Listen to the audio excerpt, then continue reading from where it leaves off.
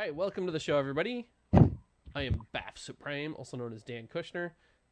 If you don't know Baf Suprame, I used to go by Beef Supreme when I had a video game, and that was taken on this one game, and Baf Suprame was much more derpy, so sometimes I call myself that.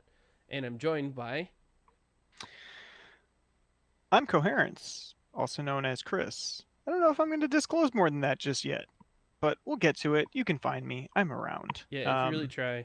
Yeah, you Yeah, tried to be very yeah. private for a while, but then totally I failed after that. tried. Yeah. I tried. I did the Wilson. I would show up on Chew.tv, basically showing about this much of my face at all times. Yep. I've since removed the burqa and we're just playing now. But Yeah. anyway, yeah, you can find me and Baff over at Chew.tv and various other places, But slinging our crazy sounds. but today's all about YouTube. So this is gonna be the first video on a brand new YouTube channel, Stranger Days. We're gonna talk about electronic music. We're gonna talk about astrophysics, physics.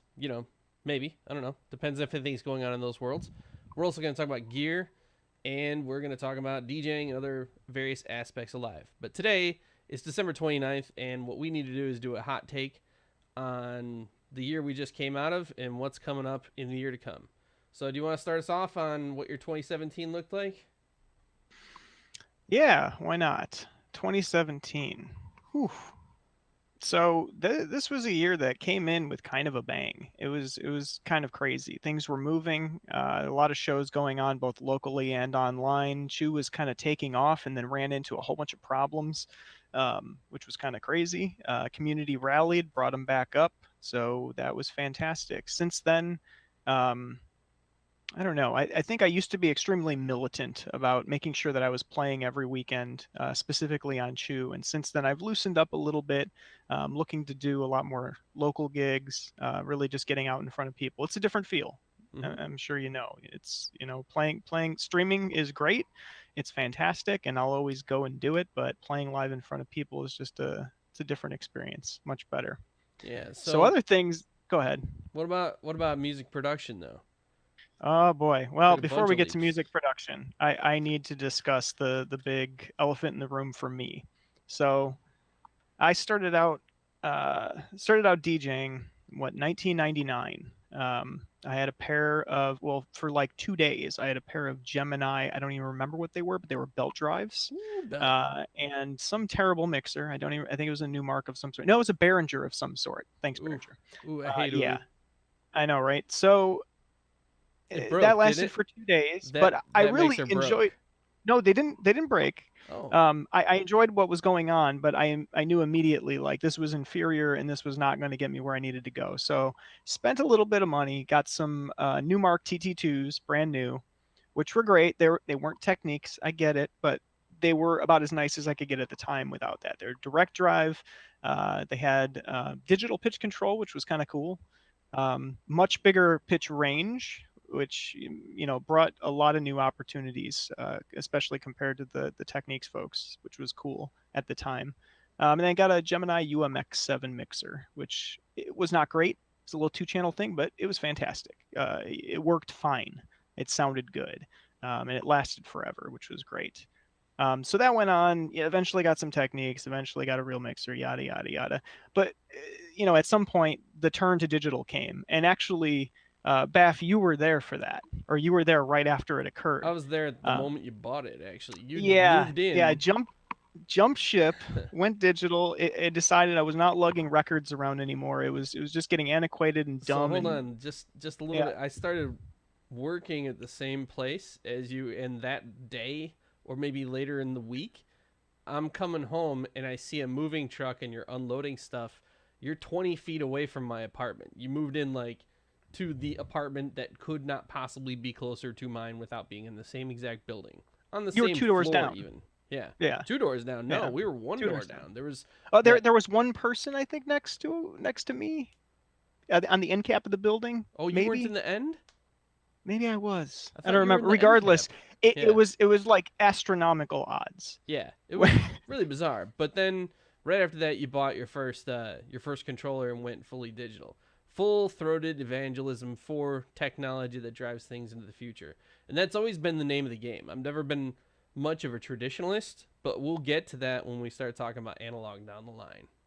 Yeah, I mean, I'd always just jumped on whatever there was, except for CDJs. For whatever reason, I never really saw like a huge appeal with CDJs. At the time, you didn't have things like hot cues that could be played, instrumentally. You didn't have a lot of tricks or things that were really embracing the digital movement. It was just a Hmm. turntable with a laser. It was like, okay, well, that's cool, but I don't see a reason to replace my turntables for that. So, went into the DVS realm first, which was great, and then just jumped immediately over. I mean, once you free yourself of having to lug physical media around, that was a huge eye opener. And then jumping over, my first digital setup was Tractor. Jumping over to Tractor, that was a whole new ball game. It was as if I'd never DJed before, Hmm. because you had access to ways to manipulate the music that just you couldn't do on a turntable. Period. End of story. It was kind of incredible. Hmm. And so yeah, that went on. But anyway, just to that was a quick bit of history, and I apologize if I droned on. But the big bomb this year was that I finally need to replace my S4. I needed something with a little bit more capability. I had just been outgrowing it, and specifically, I needed some aux channels. Like that was it. I just needed more inputs because Hmm. as we get into more gear and I've got more analog stuff laying around, like a 4-channel pure digital Hmm. mixer where I need to use all 4 channels, it's not going to cut it. But Tractor served you well. It did. Tractor did serve you well, and you were there for a while. So making the Yeah, jump to where you made the jump to, that was a little bit of a risk that you took there, that was pain. and it still So is. it still is to some extent. I've grown past most of it, but so went from Tractor, and I needed new hardware. And unfortunately, Native Instruments seems to be just sitting on their thumbs when it comes to the DJ side of things. So I saw something that finally appealed. That was a big enough draw that I said, okay, you know what? I'm going to jump ship and try some different software. Yeah. Well, Um, on that quick DJ, note, I'm go not ahead. sure they're sitting on their hands. They made their bet with stems, and to whatever degree you like stems, I'm not sure that bet has panned off. But their successor to the S4, their real big flagship, which still currently is, although there's a lot of rumors it's going to get replaced, it was really focused in on stems. And I don't know any producers that are really working in stems, so there was a very limited track pool. It wasn't very extensive, and so for workman DJing, aside from the novelty of it, it just wasn't a step forward that was worth taking. So you went to yeah. The well, you know what? Let's stop on that for a sec. So the S8 and the S5, like those were super appealing to me because I'm primarily a techno DJ, and so I'm just living in a four on the floor world with a lot of articulation and layers and everything else. So stems are fine and they're fantastic, in fact. There's But just there were not a couple. enough of them. It wasn't even that because I could package my own stems at the time that I made the jump. Mm-hmm. I think really the problem is that they had made a controller with a couple of serious flaws. Like the mixer's fantastic; it still has that traditionally fantastic Native Instruments sound quality. The sound card was excellent. All the controls were great, felt great, great build quality. The screens, and this is true of almost every DJ controller out there now with screens built in and a few standalone players, is that they put an enormous tax on the machine that's running it. Mm-hmm. So it's usually like an OpenGL application. So like it's running It's as doing if a it's a lot of 3D graphical application. processing. It's almost like Yeah, driving another monitor, and that's something that a laptop that isn't state of the art might not have an easy time driving. right. Well, and if you're playing out in front of a crowd, it's you don't know what those conditions are going to be. It could be Mm-hmm. a very hot room. It's very likely going to be a very hot room with not a lot of ventilation, not a lot of airflow. You're going to be in a world of hurt if your stupid screens, which you really don't even need, are bringing down the audio of the show. So that's just unacceptable. And then the number two thing was, of course, there was no pitch control. Like there's a knob, but you can't use a detented encoder for pitch control. It's just not cool. Like it isn't. I'm sorry. um, so those two things kind of killed it for me. Yeah, I was messing with your window a little bit, but apparently the I OBS saw picked that. it up. I felt Anyway, so the very. the cat came out of the bag when you put it on screen. Yeah, yeah. So the Roland DJ 808. This Mm. beast was the thing that finally did it. Like I'd seen all the Pioneer controllers, and they're really nice. Like build quality and the hardware is fantastic. They feel great, But man, them sound cards. Whew. Oh, coming from Native Instruments, like I'll take it. I'm an elitist snob. Like I was blessed for years and years and years with pristine audio quality Mm-hmm. and very wonderful dynamics and like built-in limiter and everything else. So jumping over to one of the Pioneer, basic toys, like it wasn't going to work. But this Yeah. 808, Roland quality and heritage, they actually spent some time and money on the sound card. It had a hardware mixer. So even if this thing is unplugged, you can still, or, unplugged from a computer, you can still use that mixer. The platters on this controller, if you haven't touched a DJ 808 or the 505 that has been recently released and you Yeah. use a controller, you need to go to Guitar Center or Samash or whatever and try it. It's Because seriously holy well mother built. of God, Mm-hmm. they're really nice. They are hands down the nicest platters I've touched that are on a controller. And there's my Um, favorite feature, the drum yeah, machine. up top you've got that beautiful TRS drum machine, which is it's basically like a trimmed down version of a TR8, but it's got the 909 and 808, Mm-hmm. and then you've also got the older units, and you've got a couple of sounds from each. It doesn't give you the full palette, but it gives you enough. And if you look up at the top, it's got those individual track faders, Mm-hmm. so you can trim out your bass drum, the snare, the hi hat, and it says open hi hat, but I end up throwing something else in there. And that's another thing too. Using the Serato sampler, being able to swap in sounds on the fly, keeping everything synced up on the fly, still having controls like your attack and decay. You can add effects. You can shape the noise as if it were a TRS, which is Mm-hmm. fantastic. And then on top of that, you get the voice transformer. It's basically like a little baby VT3, which I haven't used for voice at all, but I do use it for a synth input because you've got another hardware mono input. Fantastic. Yeah, that's cool. Yeah, so I was thinking when it came out that if I were to get back into DJing, because I used to be a vinyl DJ, and honestly, that's really not a path that I'm going down. But if I were to, I'd probably do, I would do techno for sure. But then I would probably make good use of that drum machine and then throw a TB03 on the IR port and run it next to it. So it would be kind of a hybrid live PA DJ set. That was kind of my theory, my working There's a que- thesis, so to speak. there's a question I've got for you. So being an owner of a TB03, Mm-hmm.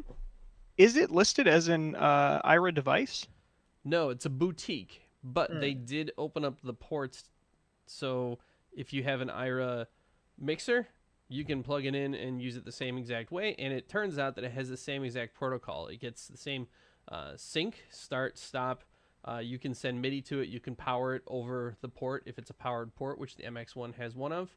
And it automatically connects the MIDI channel. It's one chord ready to go. So while it's not technically branded as IRA, they put whatever their DRM that locks only IRA devices in it. So when you plug other USB devices in, they don't work. They don't work on the MX1. They don't work on IRA ports. But when you plug in the boutiques, they now work. And that wasn't the case. That did take a firmware update. That wasn't the case That at launch. that is super awesome. I didn't know that. So, because I was looking really at the TB3, it's got a lot of interesting features over the TB03. It is very live centric. Just for someone like me, I'm performing live as a DJ. It's nice to just be able to reach over, touch, mess with an envelope or something without having to locate a knob and do anything. It's a small gripe, but still, that was one of the appeals of it. But really, I prefer the sound of the TB03. There is a difference. Anybody who's listened to the two, like there is a pretty stark difference between the two. Um, so yeah, that's For good to know me, that option is available. I wasn't even aware there was a sound difference, but I never really even considered the TB3. The TB3, I mean, okay, it was cool when it came out. I considered it then, but I've always wanted a 303. And every synth I've ever owned, one of the first things I did was I dropped it down to one oscillator. I ran it in mono if it wasn't already a mono synth, and I tried putting together like a quick acid pattern, doing 16th notes that bounced up and down, and see what I could do, getting the squelch, moving the envelope generator around. But it was always difficult to make it really work because again, you need that sequencer. You need to be able to get the slides that are just built directly into the sequencer. And you can have portamento on other synths, and you can get a rough approximation of it. And you can even use that as a starting point and go somewhere cool.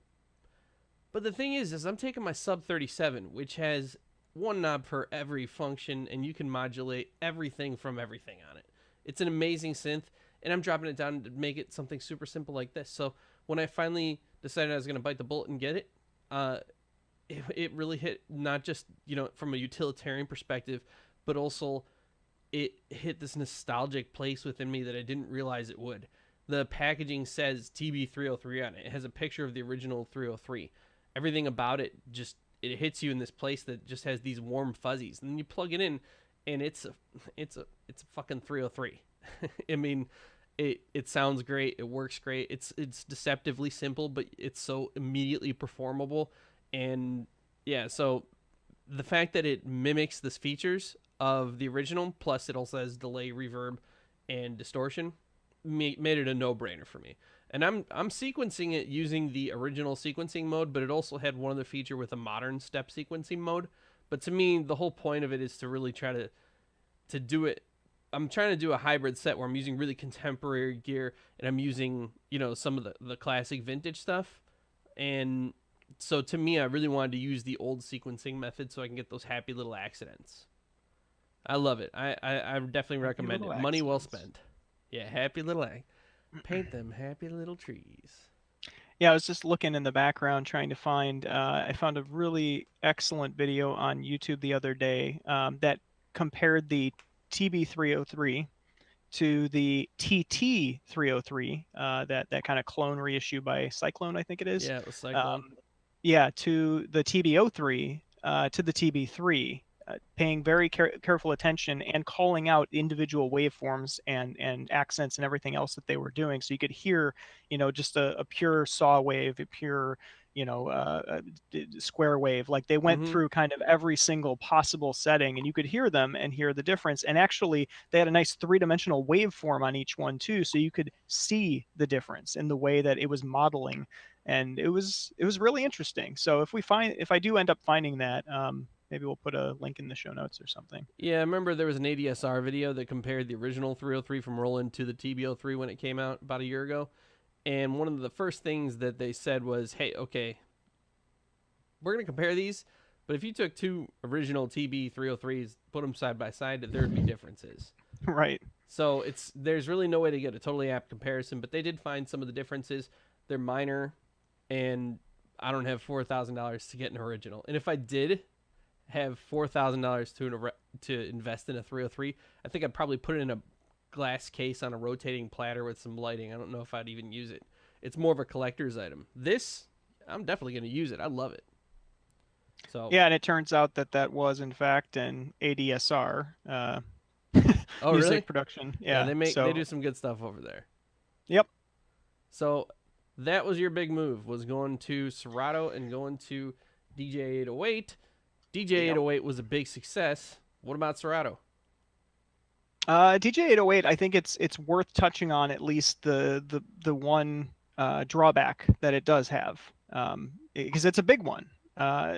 So the reporting of the pitch between the unit itself and Serato. So what you can see Serato reporting back will often jump between steps of 0.08% to 0.16%. Like it's a fairly large range.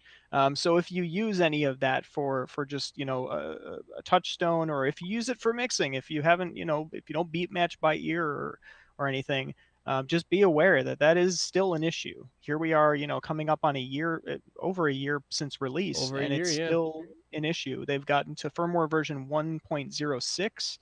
They have supported it with additional sample packs for the TRS. And sure, but content sounds is one thing, but functionality is something very different. And those are two different teams. It's not like the same guy who's working on the firmware is the same guy who's doing sample packs at Roland. That seems to me like a huge oversight, because they put a huge extended throw fader on there for the pitch, which is wonderful.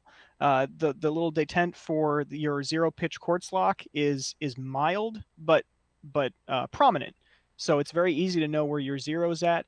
They've even got little lights that show whether you're pitch negative or pitch positive, so you could see at a glance without even touching the fader where you're at.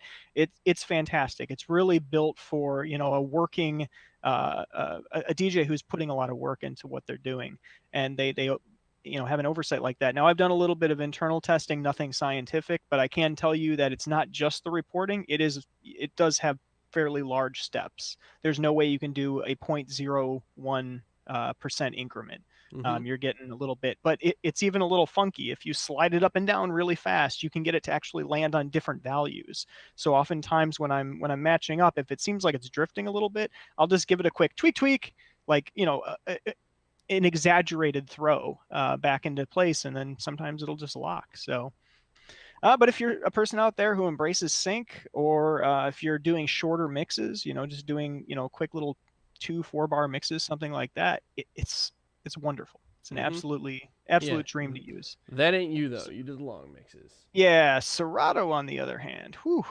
I can sing praises about a lot of stuff in Serato, but coming from Tractor, there's a couple of really stark differences that you have to get used to, and we could probably do a whole separate show on that. I don't know if you really want to get into it at this And we point. probably will do a whole separate show on that. And we That probably need to invite a third individual so we can really get I into the know weeds. exactly who we need to bring in. We have one friend who we're gonna introduce on a future show, who is prolific at hunting down failures of hardware and software manufacturers, detailed failures he's able to service them in this incredibly verbose but beautiful way. It's almost like poetry the way he's able to take a $5,000 piece of equipment and find the one stupid ass failing that they totally overlooked.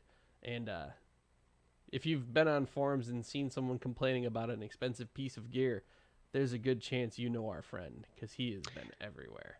No joke. As I've gone into the Akai forums and the Serato forums and the Native Instruments forums and various other places to reach out to the community, get Mm-hmm. help with issues, help others, his name comes up prominently everywhere I go. I honestly Everywhere. In think fact, gear manufacturers would do well to hire him to like beta test their gear and tell them exactly what they need to fix before they release it into the wild.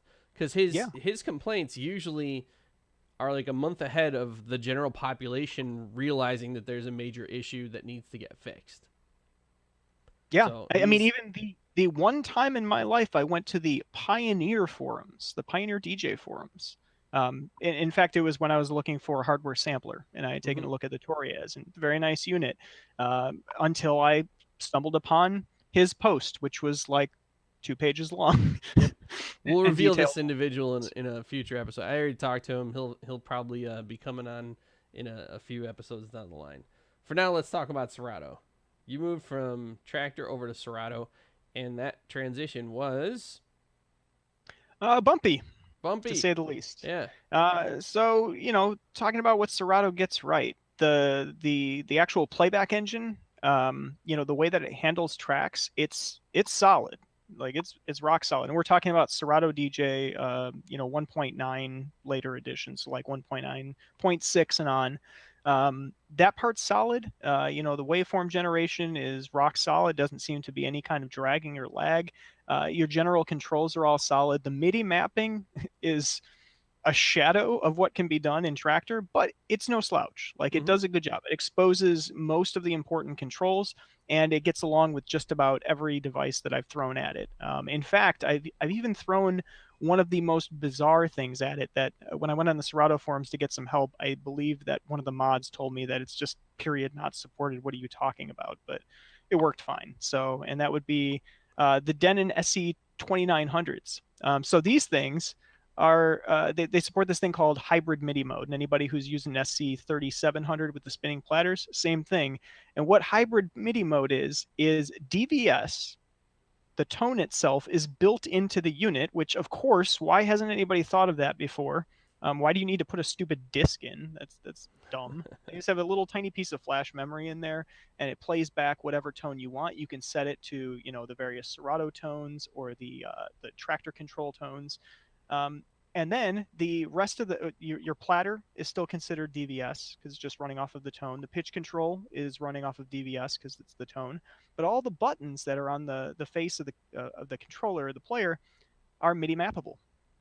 So now you can use things like hot cues, you can use library scroll, you can use reverses, you can use auto looping, like Mm-hmm. everything that comes on the player naturally can now be used, but in a MIDI format.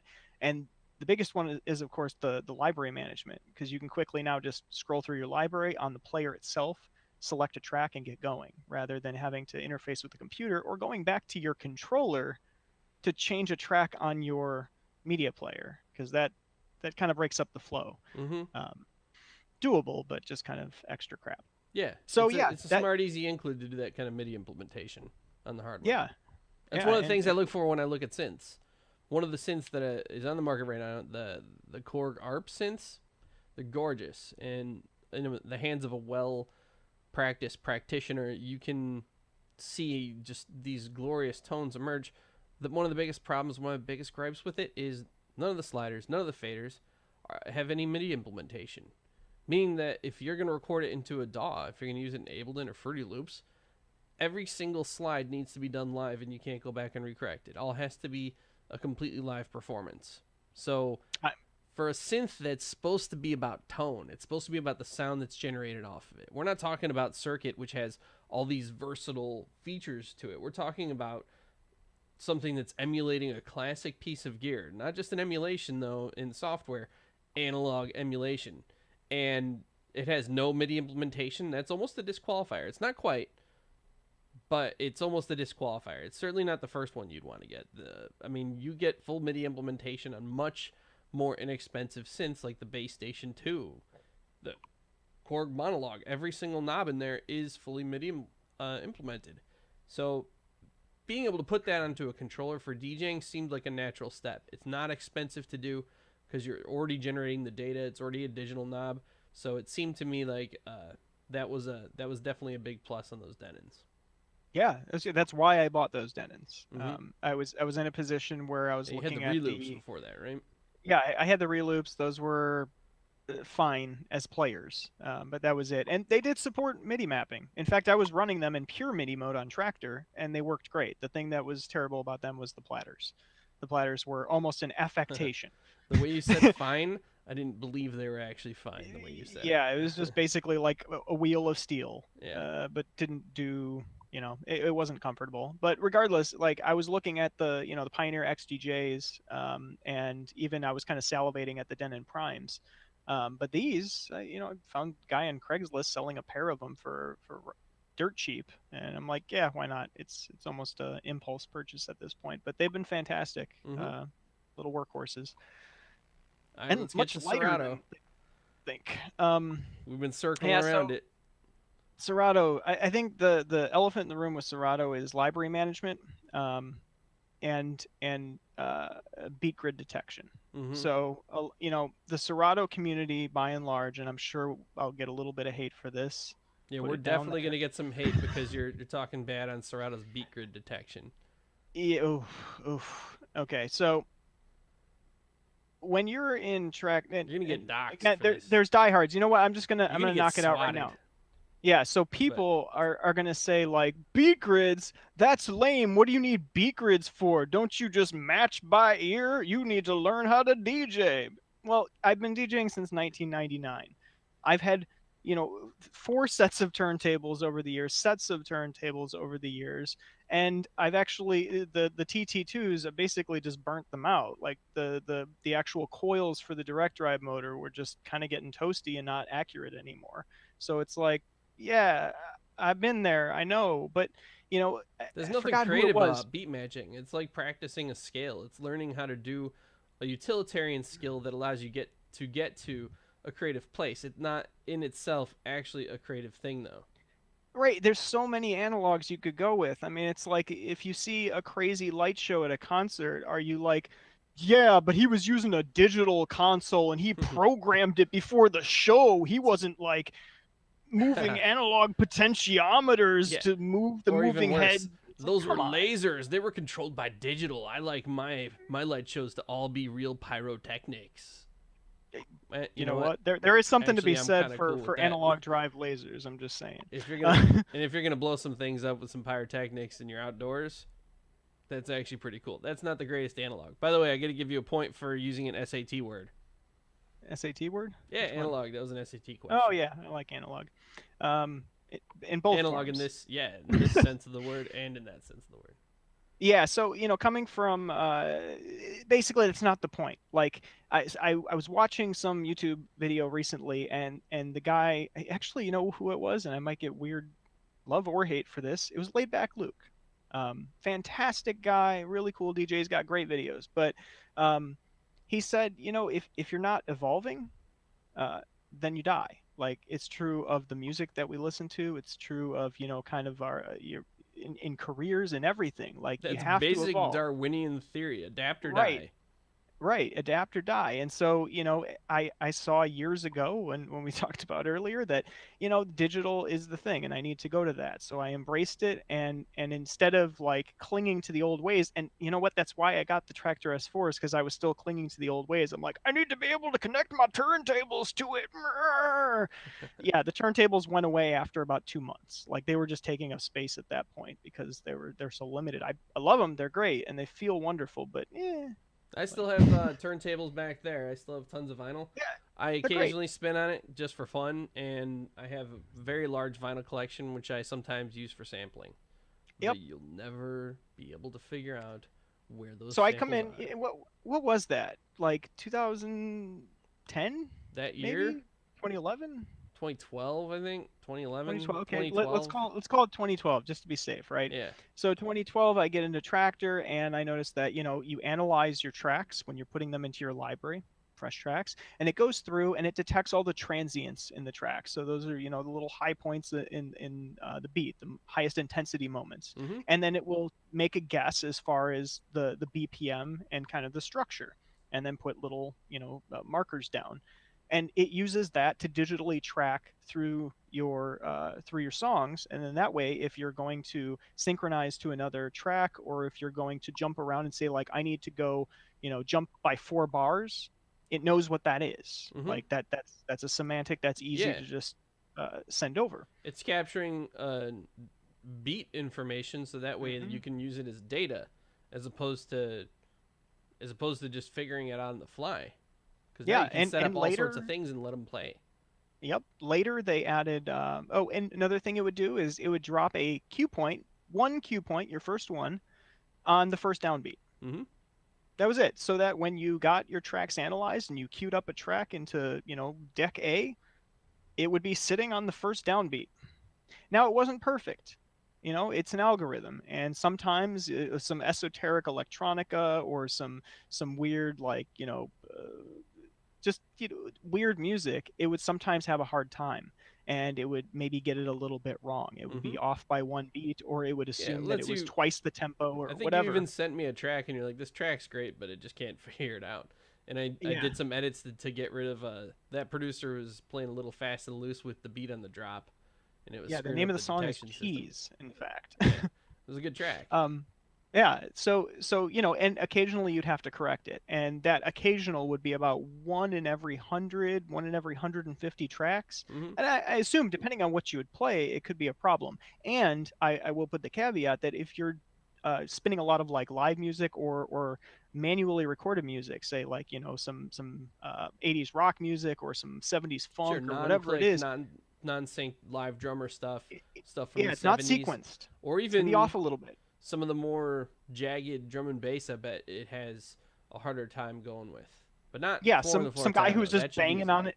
Yeah, some guy who's just banging on an MPC and pressing record. Like, yeah, that might have some issues, and that's cool. I understand that, and went in, understanding the limitations. But honestly, it was a dream. Another thing that it did was that after you analyzed your tracks, it would locate the genre tag, Mm-hmm. and it would just create folders for all the genres that you had on your machine. So if you wanted techno, you would just look under genres techno. So it's Done. actually taking a look at all your tracks and saying, this sounds like techno to me. It's No, actually it read from the ID3 tag. okay, so it's So doing it whatever that its way. All tag right, is. it's Yeah. not using any Same kind of thing with the machine learning. artist. with the artist or remixer or whatever it is, year. Like you could sort by all these different features, which was really convenient when you're just looking to just show me all my techno, whatever Mm-hmm. it is. So coming into Serato, this was absolutely not the case. The way that Serato works is, first of all, when you're doing library management, you have to unplug your sound card. What? Yeah, I'm just going to let that sink in for a moment. When you want to add and analyze tracks in Serato, You have to you unplug the have DJ to 808? unplug the DJ 808. I mean, you can at least turn it off, not, but it has to no longer be active, right? That's what you're Correct. saying. Yeah, the USB device has to be gone. Why? Why does it care? I have no idea. Okay. Well, But that's just how it is. So yeah, so then let's say I import 50 tracks, and it goes through and it analyzes them and it detects the transients and assigns a BPM value and reads the ID3 tags and all of that. Great. It has little columns for all those different things. You can enable them so you can see artist or you can see BPM or see whatever it is that you want to put on there, and that's cool. It doesn't do anything beyond that. So now if you want to have a folder for all of your techno, well, you can either click the column and then sort by alphabetical maybe and scroll down to the T's, or you can do this thing which is kind of novel called a smart crate. And a smart crate is like a folder with parameters, like database parameters almost. So you can say, I want this folder to bring up all tracks where the genre equals techno. And then you can name it techno. And it'll do that. And it'll do that for all new tracks that come into into your library, as long as you have the rule set up. So I had to set up techno and tech house and drum and bass and half step and two step and deep house and and the list goes on and on and on and on and on and on. Now it's powerful because I could create kind of meta folders and everything else, so that I could further whittle down what I wanted to do, or do one that says maybe like new tracks, mm-hmm. and it says where the created date or the imported date is less than 3 months old or whatever. Yeah. So definitely had its perks. It was cool. But that was a little bit of a shocker that it took so much manual effort to get to a point where Tractor was by default. So the transient detection. I guess let's talk about the high point first. Serato has this fantastic thing called an elastic beat grid, which is really cool. It means that you can drop transient markers or downbeat markers kind of wherever you want in the track, and it can shift between BPMs as you're playing. So you could have like the first section of the track might be, a standard 4 on the floor, 122 beats per minute, and then you get to some kind of a breakdown and it's just live drums, and maybe it's like 118 and sometimes it'll drop to like 116. You can actually map all of those regions so that the actual internal clock is changing, like the tempo clock is changing on the master. That seems novel to me. To follow it. Yeah. There's just not that many tracks that operate that way. No. Again, if you take it to the Serato forums and you tell them, hey, something's broken about this, they'll say, well, it doesn't work that way with 70s funk. I understand that. Okay, I'm not spinning 70s funk. I'm spinning techno. And now to get to the point of this, Serato's beat detection is fucking awful. It is the worst. Like, the worst. Yeah, if I import 100 tracks, let's use that same little reference, 100 tracks, I'm going to have to fix at least minimally 65 to 70 of them. That sounds exhausting. It is exhausting. If you ever watch me spin one of my sets where I'm playing mostly new tracks, you'll notice that I spin a little bit slower than one where I'm spinning an established set. And it's not just because of my familiarity with the music. It's because I'm correcting all of these beat grids before I play the track. Yep. Because literally ain't nobody got time for that. Need to get fixed. Yeah, I'm not going to spend an hour and a half trimming out 100 tracks on a Saturday before a set. I'm not going to do it. I'll do it during the set because I'm going to be there for 3 hours anyway, whatever. Mm-hmm. But it's just it's irritating. And I get the flexibility. That's cool, but I think the flexibility is a double-edged sword. Mm-hmm. I think that because of that, their detection is a little loosey-goosey, or a little bit too accommodating.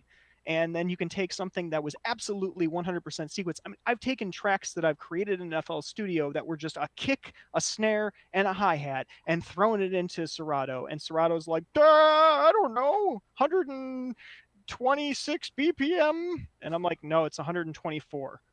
How are you a thing that costs money? Like, What are you even doing, Serrano? right, right, Why yeah. are we even here? Those transients will be all over the place. And I'm like, I don't even understand what the hell's going on. But anyway, so on top of that, and this could be seen as a positive or a negative, they don't drop any cues, cue markers in your tracks. So not even on the first downbeat, which I can, whatever, that's fine. They expect you to do it. Cool, do it. Um, Luckily, I cheat a little bit. I use what is that called? Mixed in key. I've always used mixed in key. I think it's fantastic. It does a good job of tagging and key detection. The latest version will actually drop a bunch of nearly useless cue points into your track, most of which I end up deleting. But it drops one on the first downbeat, so work around. Yeah, nothing quite like a band-aid on your plus $1,000 piece of gear. And the Yeah, and I'm software not the just gonna company sit uses. here and bitch all night. The thing is, like, for the longest time, I was, writing to what's his name, Damien Circus, or the record buddy guy. I was like praying, like, oh, please, will you release a version that does tractor to Serato on Windows? Um, it never came, unfortunately. In fact, I was under the impression that it did because it said the beta was out, and I'm like, yeah, I'm gonna get the beta. So I bought a copy of Record Buddy just to transfer my beautifully curated tractor Sure, metadata and because then you tagging could just over get to Serato. all the metadata and the grids off a tractor, put them in Serato, and Yeah, work around and it's really working. unfortunately, I it wasn't out yet. I'm an idiot. So, Damien, enjoy my money. I hope you one day release it. It'll still be pretty cool. So Should at yeah, least get a I free think T-shirt for going in early on that one. yeah. So I think that probably wraps it up. I mean, if anybody who is watching this has any questions or comments or anything, or wants to hear more about either tractor, Serato comparisons, whatever, let us know in the comments, and we can pick up on that at some point. But Yep. So that was the I big don't. thing for you in 2016. Yeah, That's not the and to only be big clear, thing though. yeah, to be clear, I don't hate Serato. I just want to throw that out It there. just Like, there's a very lot much that feels that irritates. way sometimes. Yeah, there's a lot that irritates me, but it's because I demand a lot of the software Mm-hmm. and of the hardware and everything else. So I get it, and there's a bit of a learning curve. That's true, and I can use it now just as well as I can use Tractor, but I feel those shortcomings. Yeah. So that's not the only big change that happened in 2017 for you. There was also a lot that went down, a lot of new gear, a lot of growth on the production side. So and that I feel like is going to be a precursor to what's going on with you in 2018, which is going to be, I think we'll do that on our next show. Yeah, it was all your fault, really. Um, It was and pretty it all, much my fault. yeah, I guess I could yeah, take over from here and you can pick up at the end then. So, yeah. Go for it, because that's yeah. So basically, okay, I guess I got to go back into 2015. Just the real quick version of the story is I started doing production in the year 2000. I did it for a long time. For 7 years, I was back in school and got my master's, finished up, and for the first time ever, I had free time. It felt like. By then, married, job, a lot of the things, and it was like, oh man, I have this desire inside to make music again. So I picked up where I left off. I bought a copy of Reason. I had a pretty nice computer that was built up. I got a Focusrite Scarlett and MIDI keyboard, and I started working on tracks and I started sending them to all my friends. I moderate this forum, and I have this whole time.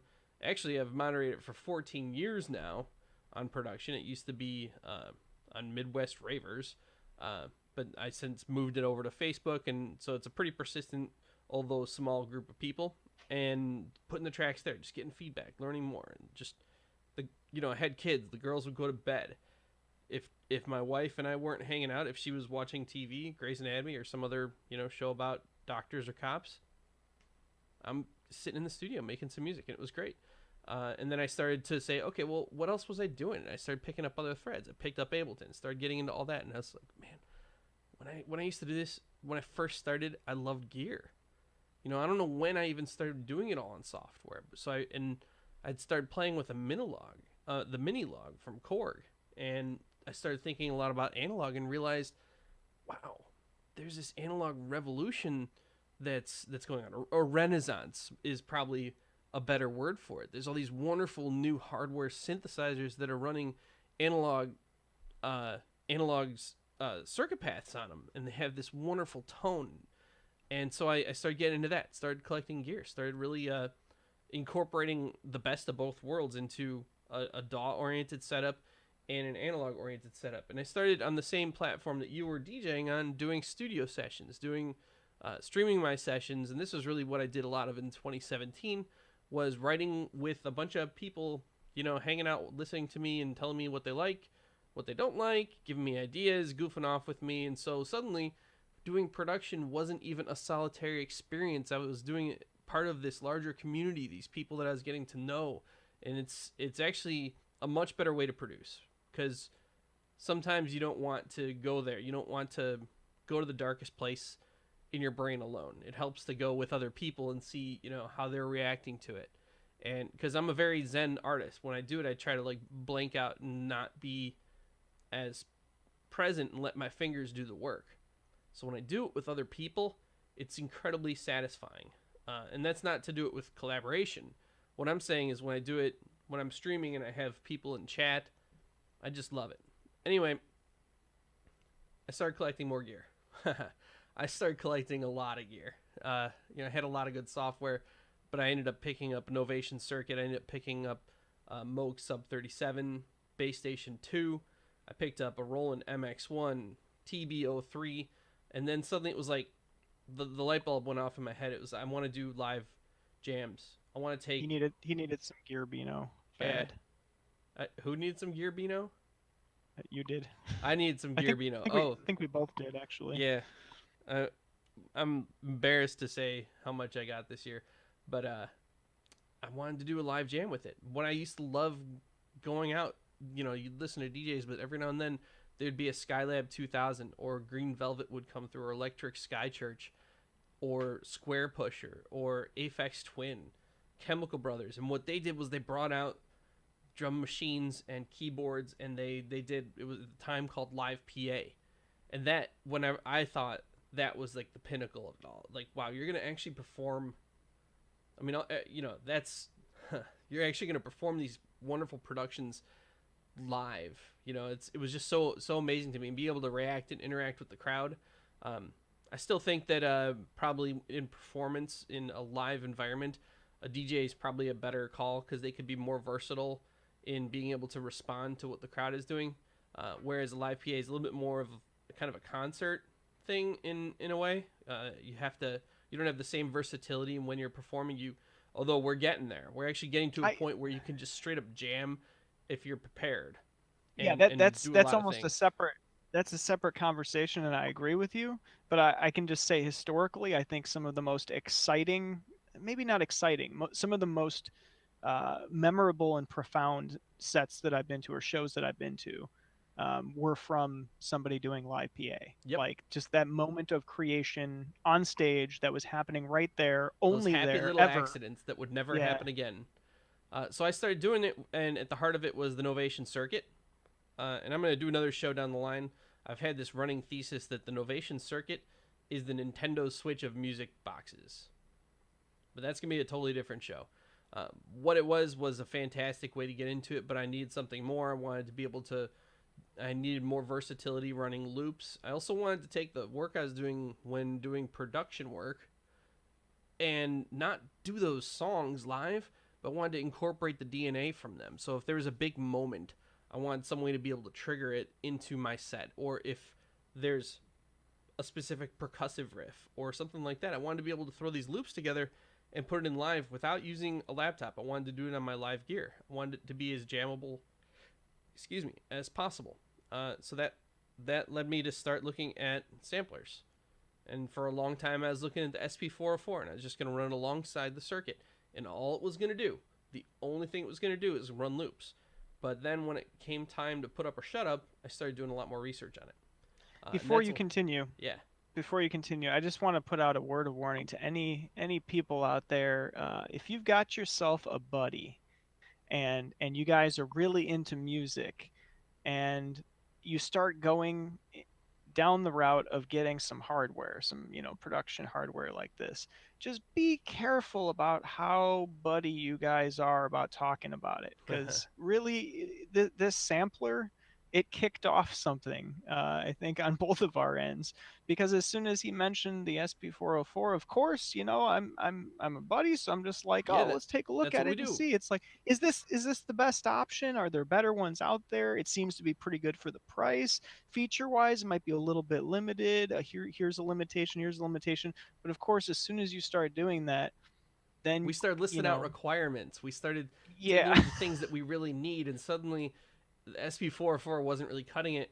And along the way, just because I'm like bouncing ideas off of you, you started doing the research too, and we both kind of stumbled onto the the next level of sampler, the next level of live. And at that point, you were more than emotionally invested. You would the light had flipped for you, and that's why I think that once we start talking about 2018, this is kind of be going to be more of what we're focused on in 2018. Anyway, so at the very same exact moment, basically, we started looking at the higher end samplers. That's MPC Live and the Electron Octatrack, which I ended up with an Octatrack. You ended up with the MPC Live. I think Yeah, that. I would like to say though that in that kind of high end category, the Pioneer DJ Torres was also up there, the SB16. Um, it got disqualified for a number of reasons. It's a fantastic unit. It's got some shortcomings, but it's still one that I look at it and go, ooh, that's nice. Another future show, we're gonna do basically just the three high end samplers that we looked at. But that's where we kind of finish off 2017. We picked them up in Wait, November. wait. Oh, Special note, just a special shout out, as long as we're hitting on, us doing the research, was the Electron Digitact. I almost ended up with oh one of man, that thing is those. so sweet. I I was almost ended up with this it, but I need more for loops. I needed more I what capability to turned me off loops. was the mono and some of the limitations, but at the same time, those were both kind of positives for me as well. Mm-hmm. But not enough to keep me away from what will become the hub of my DAWless setup. Yeah. So from there, patched it in, started implementing it into my new workflow. So now my workflow looks like this. I sit down and I do a session in the studio. I'm inspired. I stream it to Chew, or maybe I'll stream it to YouTube in the future. And from there, I develop a full track, and that track is likely going to go out on Red Channel Records, where I'm an artist. That's all available on Beatport. I'll share the links. Give me some money. That'll be awesome. Uh, those tracks, then I harvest them for fodder. I find the interesting parts, the loops, the percussion, the stuff that's really hard to pull off live. I'm throwing them up on the Octatrack and I'm developing jams, and I'm doing it I'm not really using the arranger. The idea behind it is I want to be able to kind of create it live and jam it out live and use it with my entire rig. And so now that's kind of where I am, is I'm taking these tracks. So when I basically, each project looks like this. There's a track. There's a jam that goes along with the track, and I'm recording it and posting it up on YouTube. There's usually a blog post, and because I believe in putting it out there, there's usually a folder with some loops. So if anybody feels so inclined, they could go there, grab the loops, and incorporate them into their own set as well. Just because I'm putting it out there. If you do that, by the way, all I ever ask is that you credit me back. You don't even need to. You don't even. You go put them up on Beatport, sell them. More power to you. Just make sure my name's in there somewhere. Now that said, that's the new workflow, and that's incredibly satisfying. It's this circular workflow that's very holistic. And along the way, I'm also building up this large set. I haven't actually done a full set on the Octatrack because I have to build up material. I had hours of material built up in the circuit, and also, by the way, it takes like a minute to get new material in the circuit. It's so easy and so quick. Whereas the Octatrack, you need to practice. You need to develop it. You need to test it out, make sure everything's working. So it's a bit more deliberate. But I think of it like setting up a run of dominoes, and then knocking it down and watching all the pieces come down. The more elaborate ones, they take more time to set up, but the payoff is usually bigger. So that's the Electron Octatrack for me, and that was 2017 for me. It was making tracks and then moving into this format where the ultimate form of what I'm really doing is getting it onto the rig back there for the live jams on it. So that's where I'm ending up. So, and I think that 2018, I think we'll cover that on the next show because we have gone an hour, but with Let the me, 5 minutes. Oh, you got something else? yeah, let me just do the quick.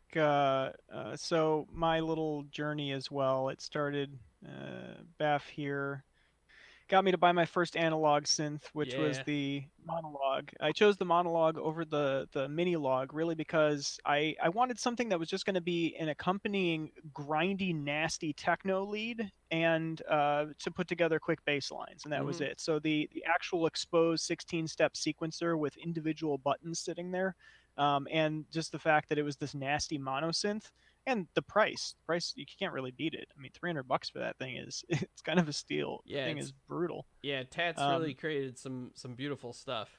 I yeah. thought the So monologue was great. If it had come out earlier, I probably would have picked it up instead of the base station too. I think it yeah, sounds I really think the base gnarly. station is a lot more flexible, to be honest. You have a ton more control, but this thing it's neat and it's novel and has kind of a sound all its own, Mm-hmm. and it's got a Have nice you finesse to explored it. the micro tuning section on it? Yeah, Because I'm pretty yeah. fascinated by that. I want to hear someone take that and explore the edges of it and see what that's really capable of. Because we think in this tonality, uh, Western civilization, we're all still working off of what Bach figured out hundreds of years ago. The 12-tone scale, and other cultures do it differently, and there's definitely other ones. And when you look at the modular guys, they're thinking atonal. They're thinking create a sculpture out of sound. They're not even thinking about notes. It's And when so this is kind of those middle 3D ground, sound maps huh? really come into play. Those 3D sound maps really come into play and illustrate what you're talking about. Yeah. And I mentioned earlier about the 303 comparison because yeah, there's some crazy stuff going on. And anybody who is going to try out a monologue or if you've got one, check out those Aphex Twin patches. I think they're up in like the 40s and 50s. They give you a nice little preview of just the bizarre things that this thing can pull off.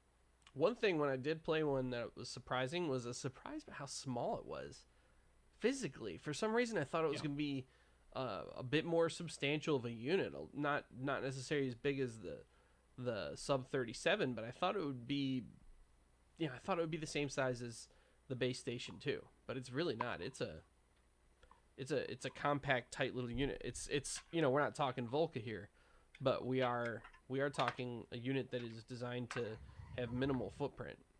Here we go. Yeah, take a look at that. It's Oh, there we go. yeah, that's not gonna kill your suitcase if you travel with it. That's for sure. No, it's that one of the things about it is the keys are kind of tiny. Yeah, They're mini keys. They're not unplayable. They work, but they're not huge. And then banana for scale, or in this case, we'll do a pocket operator for scale. yeah, Oh, oh, oh. yeah. Making the There we go. pocket operator look big. Yeah, Yeah. banana would have worked too. Although those have some variation in how big they Yeah, I'd actually have to walk across the room. Yeah. That would have been funnier if you had a banana queued up. That would have been awesome. I will have one next All time right, yeah. because you never know when you need something for scale. So before we wrap, we need to get a bigger look on everything that's going on, a wider scope. We've talked a lot about 2017, our personal journeys through music, and we're gonna get into a lot more detail in future episodes. But we got to go real big scope now. Ooh, toys. Ooh, the real big scope. We got to talk a little bit about what's going on in the world of physics right now. That's that's Yeah, that's where we got to go with this. Tell me a yeah, little bit about what's hot in physics. man. As far as the external facing world, it's all about It's it's all about spherical. fusion. Yeah. It's all about fusion. I mean, so fusion, if anybody follows it, it's a real tough nut to crack. I think somebody put out the statement way back when it was probably like in the 60s or 70s or something. They said, fusion is 50 years away, and it always will be. Yeah, And it's it's very probably dangerous. well, it's just that we can't crack it, right? We figured out how fusion works, like a la the hydrogen bomb. We can make fusion happen, Sure. Yeah, but we we can can't sustain it, right? Well, yeah, we Or if you can't can sustain sustain it it, safely yeah, because if you it can creates so sustain, much heat that it kills everything around it. Yeah. no, no, it's not even that. It's a containment issue. Hmm. It's really keeping everything. So So keeping the fusion, chain reaction at a sustained level that we can use to then drive power yeah. creation. Without getting too technical, there's just a couple of things that need to happen. Like you need to have a certain amount of pressure and a certain amount of temperature Hmm. for the conditions to be right for the nuclei to fuse, right? And to create heavier elements. The sun does it because it's this massive pile of matter that is, crushing down on itself. But because it's crushing down so much, there's a lot of pressure and heat that then cause this fusion to happen, which then causes it to explode outward. But it's so massive that it's sucking Pulling itself itself back back down in. and then Yeah. exploding outward. And so our star is just this like balancing act of an explosion that's being sucked in on itself all the Hmm. time. Well, to do that on Earth, we don't have that kind of mass laying around, right? So we have to use superconducting magnets that are cooled down to, And what just you're doing is a couple simulating the degrees. pressure there, right? We're not Yeah, we simulating. have You're creating that pressure. we have to actually create that pressure, but more importantly, we have to create the temperature. Now, the temperatures that are happening on the sun, because the sun's so big and has all that extra pressure, it can get away with a little bit less. On here on Earth, we actually have to boost that temperature up much higher than even the surface of the sun, Hmm. which is, that's a huge challenge. So again, we can make fusion happen, but just in little spurts. And even if we sustain it, it takes more energy in than we're getting out, and that's not really boding well for a power plant, right? Yeah. You Whereas kind we of know that want it it to puts make out more more power. energy. It's just not doing it in a sustained way, the way we're able to do it currently. Now, so Yeah, so here's the thing there's that always uh, fascinated me. So fission, we've been using fission in our nuclear power plants for years, for decades. I mean, we're going back to the first power plants. That's what they were, the first nuclear power plants. That is. So fission, you're splitting the atom, and you're the bonds that hold the atom together. That's the energy being released, and then the particles, they hit each other and they continue splitting them, causing a chain reaction, and every time they open up they let out more energy, and that is the bonds that were holding them together. So when you're actually fusing atoms together, to me it would seem like it would be the opposite of that. So I've never been particularly clear on exactly how it is that when you're putting them together, it would seem like you'd need to take more energy to put it back together, basically the reverse of fission. But that's just not the case. Uh, you're still jettisoning a ton of additional energy just to be able to make the bonds happen. And I yep. think that Yeah. that jettisoning of it is the part that's so unstable. Well, no, we know that it works. Again, a fission bomb versus a fusion bomb, or in our actual fusion bombs are like a hybrid of the two. But regardless, we know that fusion, the act of taking some deuterium and some tritium and slamming them together and getting helium out, Mm-hmm. um, we know that that produces an insane amount of energy, Yeah. like a very great amount of energy. And so it's all about harnessing that. But the big problem is just keeping that going. Like we can get them to start fusing, but then there's instabilities. Either you can't keep that plasma where all that's happening contained, or it starts sliding along towards the wall, which then can start causing grounding and everything else. Because you got to remember, this is a big, electromagnetic plasma that's going on. Mm-hmm. And then all the other things, those are kind of engineering problems. Like how do we capture the stray neutrons that get produced? What do you do with all the excess heat? In this case, the heat is actually the most viable option immediately for creating the energy. Same way we do with fission right now, which Sure. is Yeah. That's literally the the point, is to generate explosions the heat. create heat, Yeah. and Throw then them the onto a heat turbine, and heats then some water, and the water turns into steam, and steam spins a turbine, and you can play your analog synth. yep. So I yeah, agree. that stuff's great. But so we've had a couple of designs that have shown up over the years, just trying out different things to see how we can contain that plasma and achieve those temperatures and pressures. And one of the most successful, or at least kind of agreed upon techniques, is the tokamak, which the internal cavity of this thing kind of looks like a donut. It's got kind of a little central core, or central, what would you call that, like a pylon, and then an outside shell. And so inside you've just kind of got this donut shaped ring, and you spin all of your material around in the center, and then keep it confined using that electromagnet or electromagnets. That just creates this ring of plasma. Mm-hmm. And that's actually been fairly successful, and we're getting better at it, better and better all the time. If a little bit more prepared, I could talk about uh, some of the work that's going on. But I mean, there are university level courses where people are learning and optimizing and doing things specifically with fusion energy, and it's really exciting to watch if Yeah, you're into the. we'll get our chance. This is show one, so we'll Yeah. definitely get a little bit deeper into it, and hopefully we'll also get into a little bit of quantum mechanics and talk a little bit more about astrophysics, because that's So actually the stuff I love the yeah, most. real quick on this one though. The whole point was that a lot of the science news has been coming out lately talking about this spherical tokamak. So instead of a donut shape, they're moving more towards kind of a sphere, and instead of using electromagnets, they'll be using I think lasers and a combination of lasers and electromagnets. Um, Ho! Hands in the air for some yeah, lasers. yeah, but so here's the thing, and this will require a ton of explanation, so we're not going to do it right now. But if you're interested, read into the topic. Maybe I can find a couple of links or something, or we'll get it either in this show or the next show's notes. So the fuel that's used is really important because the fuel that you end up using in normal fusion reactor today, we use two hydrogen isotopes, deuterium and tritium, and we use them because they're the lightest elements that we can get our hands on, and they can fuse fairly in a known way with a known amount of energy and a known amount of temperature and pressure. Mm-hmm. Now, as you move into heavier elements, the amount of temperature and pressure required starts increasing at a pretty massive rate. And so the most efficient way to do it, the one that's closest in reach, would be that deuterium tritium combination. But this particular approach is talking about doing a hydrogen boron combination.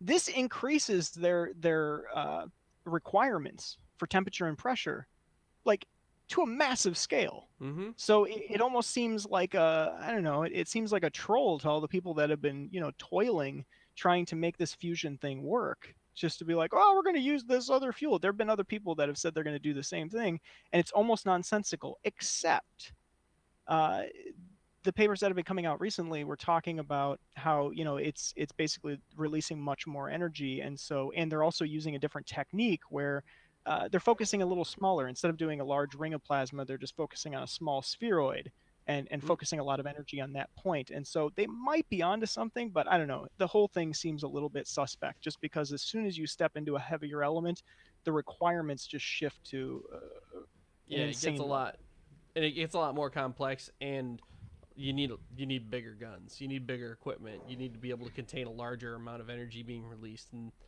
Yeah, what well, is no, essentially a larger nuclear explosion. the energy being released part is a misnomer. Don't worry about that. We got that covered. We got that And covered. in fact, yeah, this new technique is even cooler That's because they're what talking about. the tokamak's covering, is the spherical tokamak can accommodate the larger energy. Oh, even the existing tokamaks can accommodate the energy output. The energy output's not the issue at all. All right. We want the energy output. Mm-hmm. Give That's it the to point, us. is Give us get it up more. there. Yeah. Yeah. So that part's handled. It's really just keeping that sustained fusion going. But to put this in a nutshell, what they're claiming is like, hey, there's this unsolvable problem that we're getting closer to solving. So what we're going to do is solve it by making it 20 times harder. Well, if that's what's realistic, then at least we're being honest with ourselves. Right. So hopefully, that makes sense, that it seems like an outlandish claim because of what's involved Mm-hmm. in doing it. But Well, you it's know because what? of our older expectations. Right. It's a new technique. Mm-hmm. Perhaps they've got something. They already said they're running, they've run simulations and models um, with positive I'd love to results. see So that I data center. I do bet it. a Hell yeah. simulation of that requires some serious processing. Yeah, I am not a hater. Yeah. Bring that stuff on. The moment that we can flip over to fusion, that's kind of the stepping stone to hopefully a closer to Star Trek economy. All right, with that, I think we should close it out. Our next video will cover Oh. exactly what our goals are for 2018. So, New Year's resolutions for 2018. Thanks for joining me, and we will see you later. Thanks, everyone. Baf and Coherence. Baf and Out. Coherence out.